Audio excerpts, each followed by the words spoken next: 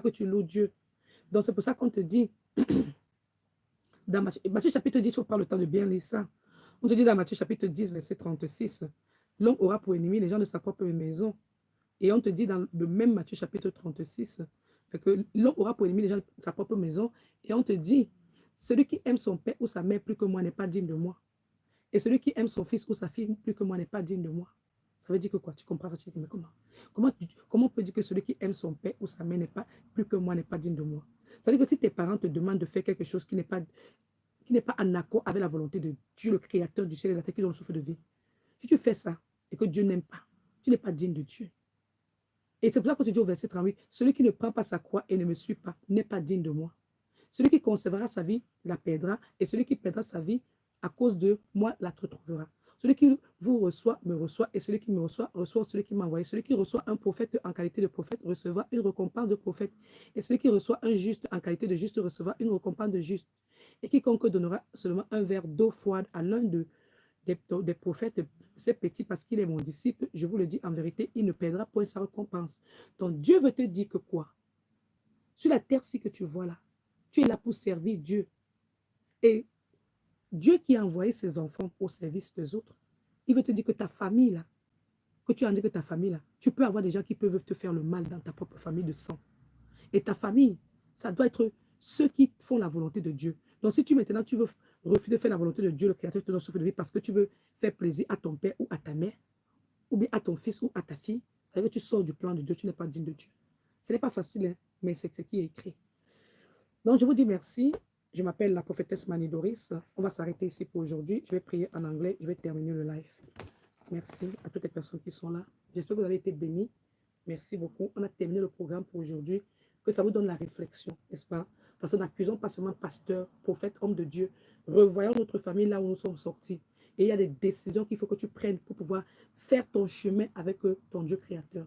Si tu veux t'attacher aux traditions de ta famille, parce que vous avez vu, il priait d'autres dieux, voilà. Mais je vous ai dit depuis le matin quand j'ai commencé, il y a un grand Dieu qui est suprême, au-dessus de toutes les traditions, d'accord? Et Dieu, quand il nous parle, il attend qu'on obéisse à ce qu'il nous a dit.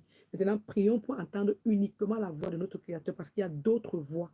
Les gens qui font les incantations dans le nord font avec la voix. Les incantations au sud font avec la voix. Les incantations dans l'ouest, dans l'est, dans le centre, avec la voix. Tu dois dire que voix de l'Éternel qui est majestueuse et puissante, domine toutes les voix là, ferme toutes les voix là, anéantit toutes les voix là, détruit toutes les puissances, et que la voix de mon Dieu qui m'a donné le souffle de vie gronde, gronde, gronde, gronde, gronde, et que ça détruit toutes les personnes sataniques avec leur voix démoniaque là, et que ça soit la voix de mon Créateur qui résonne dans mon corps, et que la lumière de mon Créateur brille, brille à moi et rayonne, que je puisse faire la volonté de mon Dieu, et que le feu de Dieu brûle toutes les ténèbres, brûle les agents sataniques, brûle les incantations, que tout ce qui a été fait dans ma famille pour me déranger, que le ténèbre brise, brise, brise ces enchantements, et qui me délivre pour que je puisse aussi être libre comme Jacob qui a écouté la voix de Dieu qui a dit que quoi, je serai avec toi. Et donc, c'est ça. Éternel, mon Créateur, sois avec moi. N'importe où la plante de mes pieds va fouler, donne-moi la force. Parce que c'est ce qu'on a vu dans Josué 1, verset 8. On nous dit que quoi? Tout lieu où tout lieu où, verset 3, on dit d'abord tout lieu où la plante de notre pied va fouler, l'Éternel dit qu'il va nous la donner. Et il nous dit que dans le verset 8, de ne pas nous séparer de notre livre, la Bible. On doit écouter la parole de Dieu, on doit mettre en pratique. Et il nous dit au verset 9, que si on fait quoi? On reste fortifié en Dieu.